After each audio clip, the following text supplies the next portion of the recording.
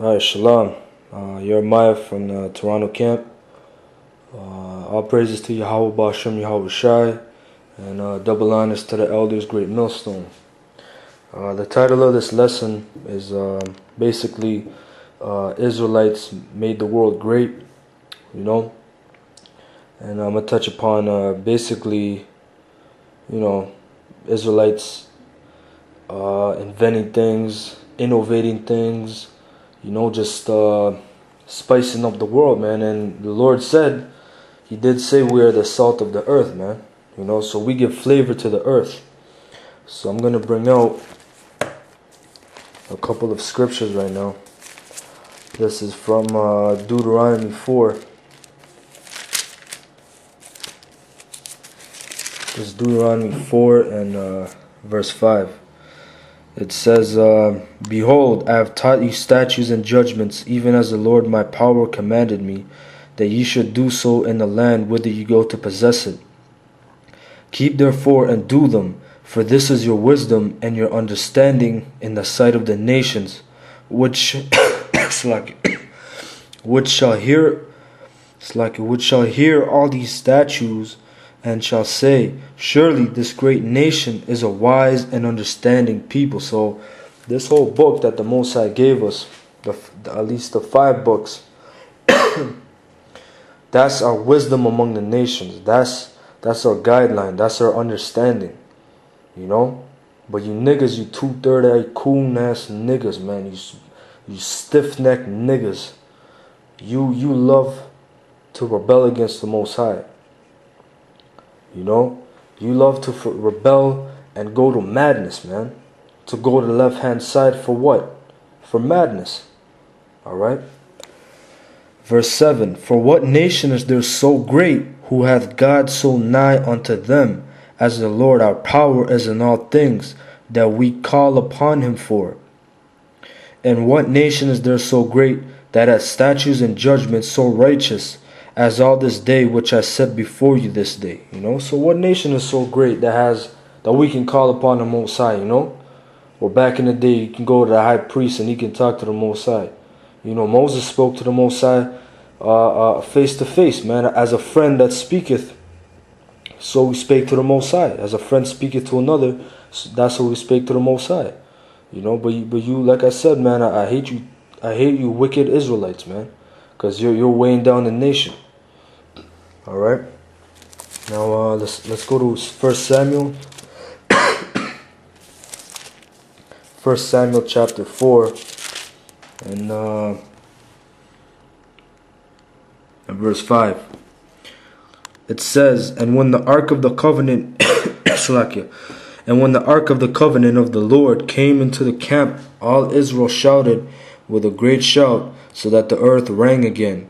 And when the Philistines heard the noise of the shout, they said, What meaneth the noise of this great shout in the camp of the Hebrews? And they understood that the ark of the Lord was come into the camp. And the Philistines were afraid, for they said, God is come into the camp. And they said, Woe unto us, for there hath not been such a thing heretofore.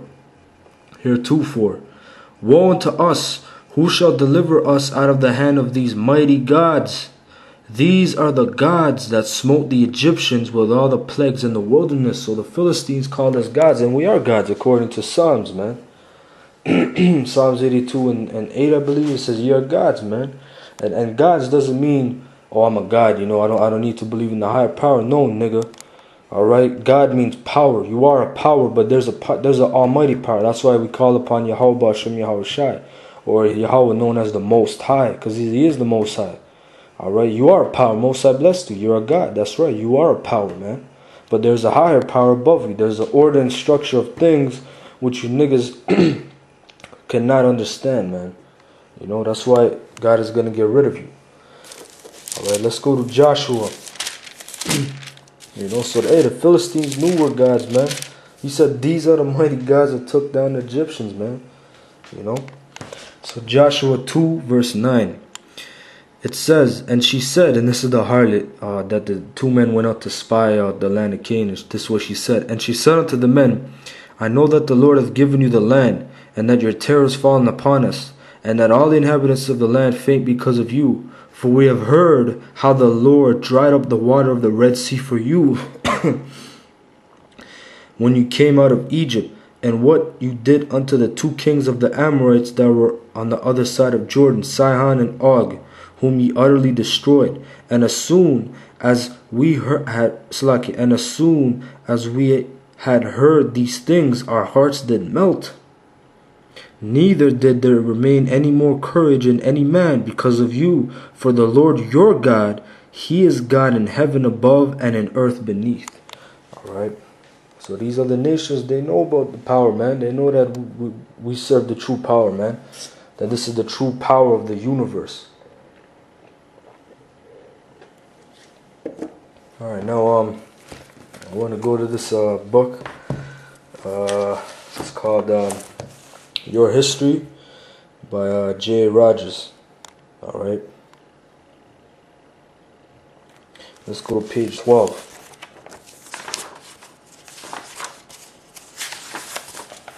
And this is what it says. It says, earlier science declared that the Negro was descended not from Adam, but from the ape. Modern research proved he is no nearer to the ape than the Caucasian. The latter has the thin lips, straight hair, and short legs of the ape. The Negro, the long arms, broad shoulders, and sometimes the ape's color, which they gotta put that madness. The ape's color, that's a bunch of madness. The U.S. Army scientists say since the anthropoid apes are characterized by relatively short legs, the Negro in this respect represents a greater departure from the anthropoid apes than do the whites. So meaning that, you know, if you want to compare the Negroes to the apes, the Negroes elevated much more from the ape than the white man. So the white man, you a damn devil, man. You really look like an ape, not the Negro. You know what I'm saying? Let's go to page 35. Page 35 right here. It says, King of Naples was of Negro descent, born in poverty in the southwest of France. He went to Paris, where he served as a pot washer. Entering the army, he rose rapidly to the rank of general, then field marshal, prince, and king. Murat is perhaps the most spectacular figure of the Napoleonic era, and certainly its greatest cavalry leader. It was on Murat's initiative that Napoleon seized supreme power in France. Napoleon thought so highly of him that he gave him his favorite sister in marriage. Later, he and Napoleon quarreled, and Napoleon's defeat at Waterloo is attributed by some writers to the absence of Murat. Murat was shot to death in Italy. One of his sons, coming to the United States, married the grandniece of George Washington. You know, so Jake is, hey man, even in low state, Mosai, you know, Mosai blesses some Israelites and shows that, hey, in our low state, we are great. We are the greatest people, man. You know what I'm saying? We are the greatest people. You know. Next page is the very next page, 36. It says the English word admiral and the French equivalent amiral were adopted as the result of the great admiration held for the Black Sea rovers, who scoured the coasts and ships of Europe for slaves as late as the 19th century.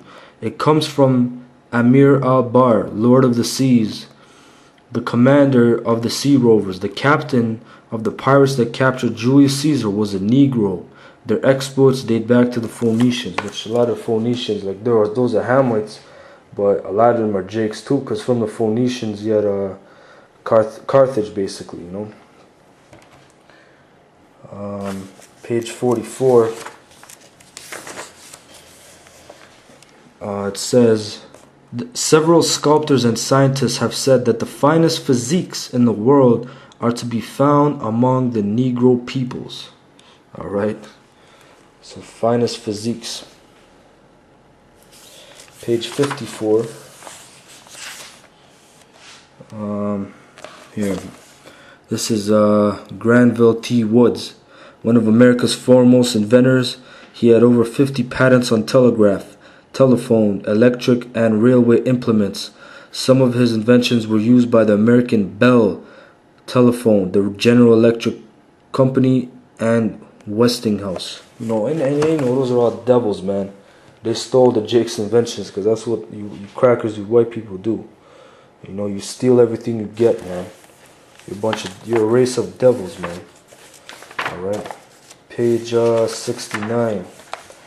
It says Nicephorus Phocas, greatest of the Byzantine or Eastern Roman Empire, was a Negro. Nicephorus drove out the Saracens or African sea rovers who had captured the southern part of Greece. Alright, he was a Jake, an Israelite.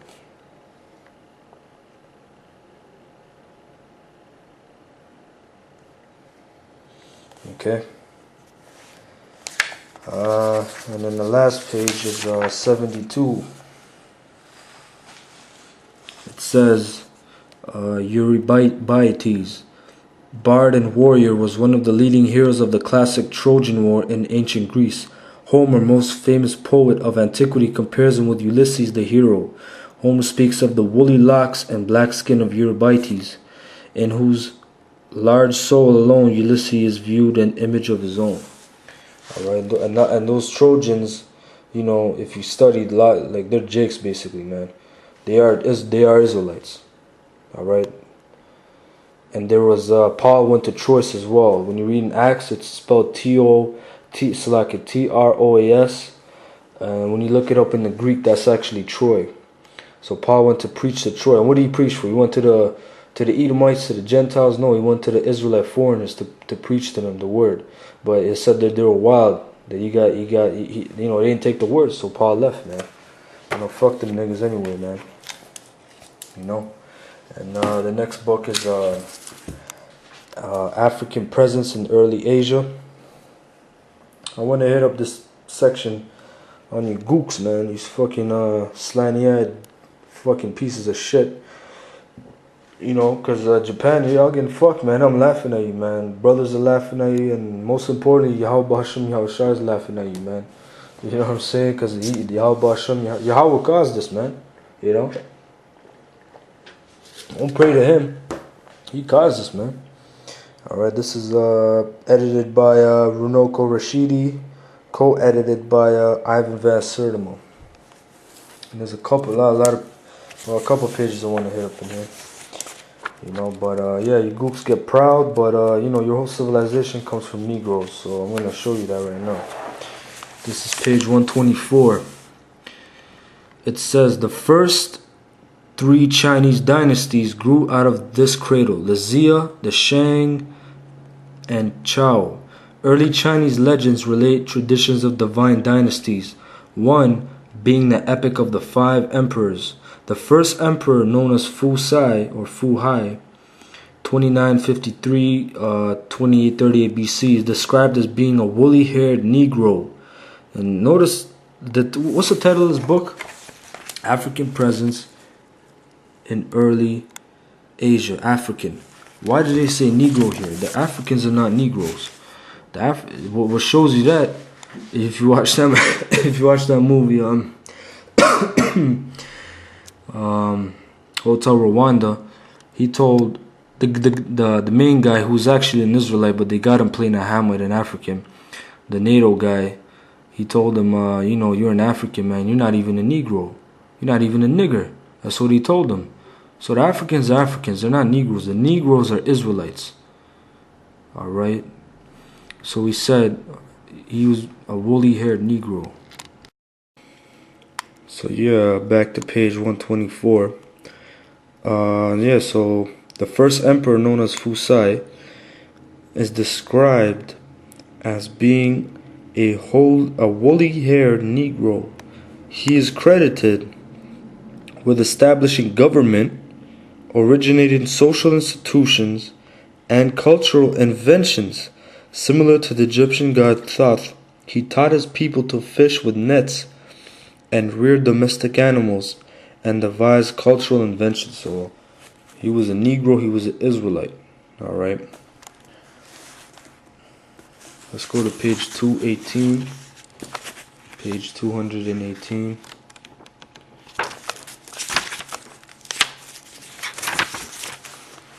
Alright. It says early Asia.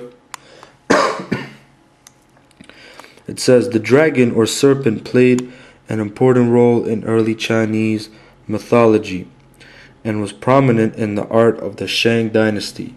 This dynasty, which ruled between 766 and 1022 BC, the earliest documented rule in China, had an active black participation. Some Russian scholars point to a relatively homogeneous population of blacks not far from the Shang capital. Tradition and legend point to a people known as the Kwanlun, a term later reserved for black people. When the conquering Chu dynasty emerged, they described their victory over a people possessing black and oily skin. Chinese annals refer to dark kings, and the Shang called themselves the dark-haired people. One American scholar noted that description of skeleton remains uncovered from royal tombs have not been published. And I just want to point out this. It says Black Mongolian horsemen, Central Asia, 1369 AD. Alright, a Negro. Alright.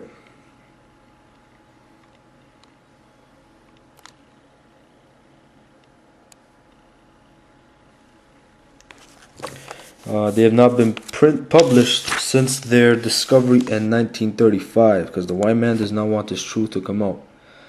And look at this. Unexpected faces in early Asia. He smugly suggested the embarrassment it will cause the Chinese people. Says a Chinese scholar from Harvard.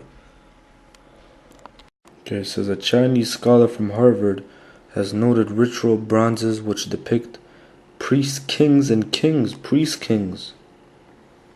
Many of these portraits have been described or classified as Melanesian types or black people.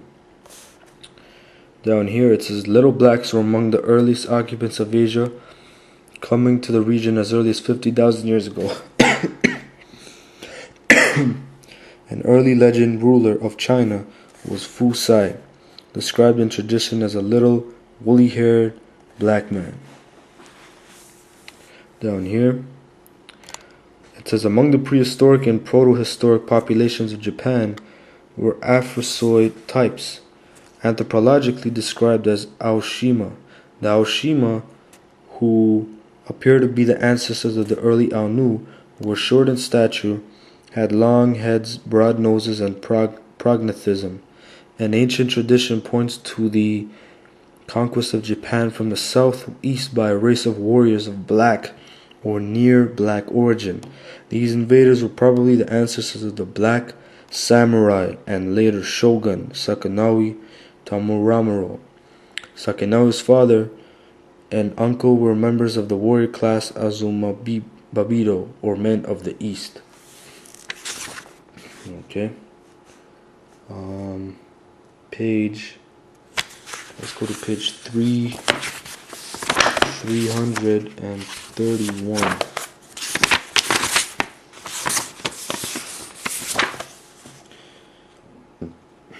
It says right here.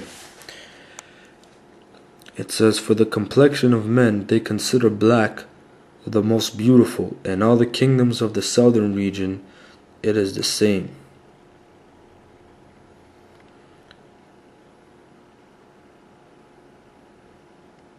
Alright. Much of our knowledge of early Southeast Asia is derived from Chinese and Indian sources. Chinese historical documents speak of the Funanis, the builders of the earliest kingdoms in Southeast Asia, as ugly and black. Their hair is curly. The Khmer men, essentially the same as the Funanis, were described by the Chinese as small and black. In 1923, Harvard University anthropologist Ronald Barrage Dixon noted that the ancient Khmers were physically marked by distinctly short stature, dark skin, curly or even frizzly hair, broad noses, and thick negroid lips. Alright. 332. The kingdom of Angkor Angkor. Early in the 9th century, Jayavarman II unified the Khmer kingdom and identified himself with the powerful Hindu deity Shiva. The Khmers of Angkor were sophisticated agriculturists, advanced engineers, aggressive merchants, and intrepid warriors. They developed a splendid irrigation system, with some canals extending 40 miles in length, and created grandiose hydraulic works. The hydraulic system of Angkor was used for transportation and for rice cultivation to support a surrounding population estimated estimated at 1 million. All right. And last page, I'm going to show an image. This is one of the 9 immortals of Taoism who lived during China's golden age. An accomplished martial arts, Taigu was known as the Iron Staff Immortal, hand-painted on silk, early Yuan dynasty, 13th century. And you can clearly see that this is a Negro.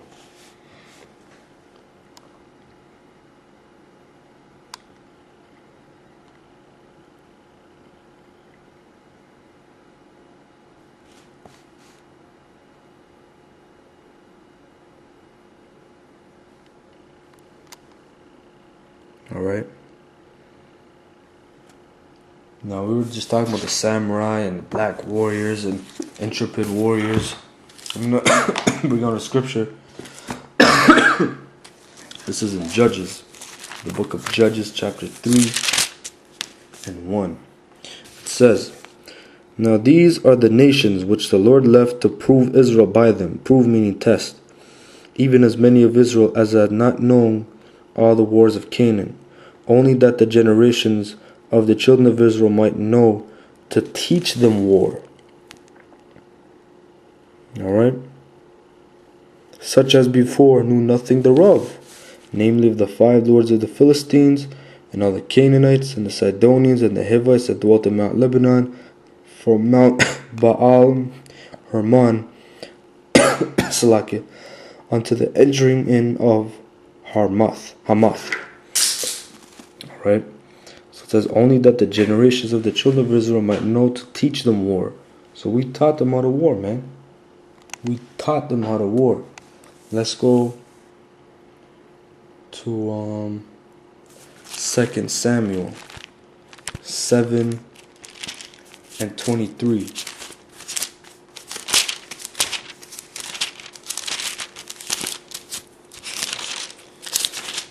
Right here. It says, "And what one nation in the earth is like thy people, even like Israel, whom God went to redeem for a people to himself, and to make him a name, and to do for you great things, and terrible for thy land, before thy people which thou redeemest to thee from Egypt, from the nations and their gods." Alright. Now I'm going to go into this other book titled Black Stars, African American Inventors. Let's go to page 32.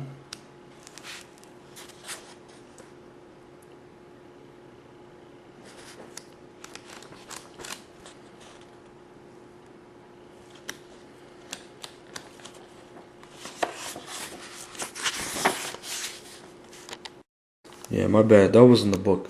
This is the one right here. This is Black Inventors, Crafting Over 200 Years of Success by Keith C. Holmes.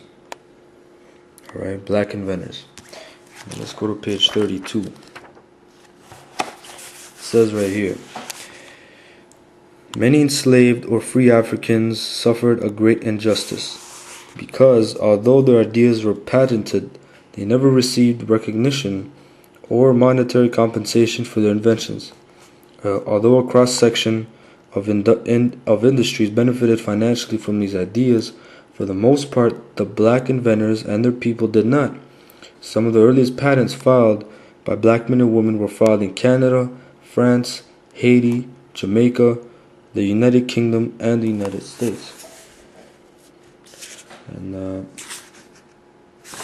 page 34, it says, A vast majority of the West Coast nations were far from being naked savages. Some of the West Coast of Africa, showing that those were Israelites, those were not Hamites. Living in primitive squalor. Several towns near the West Coast were more populous at the time than any but the largest European cities. There were kingdoms and commonwealths comparable in size with many European nations, and even the smaller tribes had defined and often complex cultures. The West Africans had invented their own form of architecture and their own methods of weaving. Many of them possessed flocks of donkeys and great herds of cattle, sheep, and goats. They were skilled workers in wood, brass, and iron, which last they had learned to smelt long before the white men came. Many of their communities had highly religions, well-organized economic systems, efficient agricultural practices, and admirable codes of law. We have only in recent years begun to appreciate West Africa's contribution to sculpture, folk, literature, and music. And this is, why is it West Africa? Why isn't it East Africa? Why isn't it Egypt? Because West Africans are Israelites. A lot of them Israelites. Alright, that's where we dwelt after 70 AD. The destruction of Jerusalem. Over 1 million of us fled over to the West Coast. Alright. Now I'm going to get this other record out. This is called 100 Amazing Facts About the Negro with Complete Proof by J. Rogers. Alright. Let's kind of go fast through this. Let's go to page 12. It says, Beethoven, the world's greatest musician, was without a doubt a dark mulatto. He was called the Black Spaniard. His teacher, the immortal Joseph Haydn, who wrote the music for the former Austrian national anthem, was colored too. Page 17. It says, nearly all the ancient gods of the Old and New World were black and had woolly hair. Buckley says, from the woolly textures of the hair, I am inclined to assign to the Buddha of India, the Fuhai of China, the Za of the Japanese, and the Quetzalcoatl of the Mexicans the same, and indeed an African, or rather a Nubian origin, which is really Israelite. In the Bible, God, or the Ancient of Days, is described as having hair like pure wool. The early statues of the Virgin Mary and Christ in Europe, as far north as Russia, were black and negroid. Alright. And also down here, it says, on November 15th, 218 BC, Hannibal, a full-blooded Negro marching through conquered territory in Spain and France, performed the outstanding feat of crossing the Alps. With only 26,000 of his original force of 82,000 men remaining, he defeated Rome, the mightiest military power of that age, who had 1 million men in every battle for the next 15 years. It says, Hannibal is the father of military strategy. His tactics are still taught in the leading military academies of the United States, England, France, Germany, and other lands. Alright. Page 20.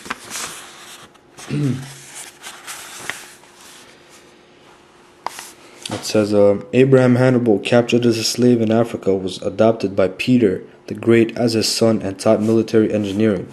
Later, Hannibal became tutor to the heir to the throne and commander-in-chief of the Russian army. He died in 1782 at the age of 90, owning vast estates and 2,000 white slaves. Alright. Page 21. It says, in the American Civil War, the Negro played a role similar to that of America in the last World War. That is, both provided a balance of power that brought victory to one side. With the aid of the Negro, there might have been no United States now. Abraham Lincoln said 4 times that without the Negro, it would be impossible for the North to win. This statement is all the more striking since Lincoln, in response to popular prejudice, steadfastly refused at first to employ Negro troops, though the South was doing so. Instead, he wanted to ship the Negroes away, and in 1862 had Congress to vote $600,000 to send the first installment to the Isle de Vache in Haiti. The colony ended in disastrous failures, and Lincoln sent a ship for the surviving Negro deportees. Alright. Yeah, that was it.